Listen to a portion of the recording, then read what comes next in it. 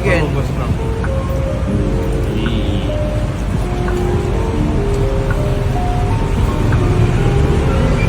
Tingnan nyo itong kinakain ni Budod.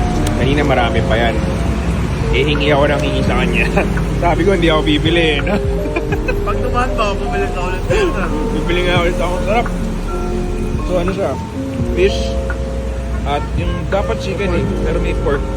Patikman ko rin ng konti yung kanina. Sarap. Tapos ito sticky rice. Solid siya na breakfast ng mga local dito katulad ni Budoy. 15 baht lang. 15 baht. So magkano sa peso yun? Mga 25 pesos. Bakit siya nagpapapalit siya? Dito kami sa Tonglo Station. Diyan yung may mga hilera ng mga breakfast food na mga pang-lokal. Set up lang nila pag umaga. So yan yung sample ng pagkain.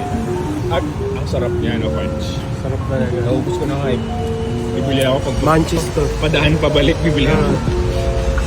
Sayang wala yung chicken. Kaya nga eh. May madadaanan pa ba tayong parang... Ginata ba din? Iba yung uli ng kanin. Pareho pala tayo sa patos na yun, naka-Reebok. Team Reebok. Pang-travel ng random. Takbo-takbo. Reebok pa. Reebok. Uy pa, takbo-takbo.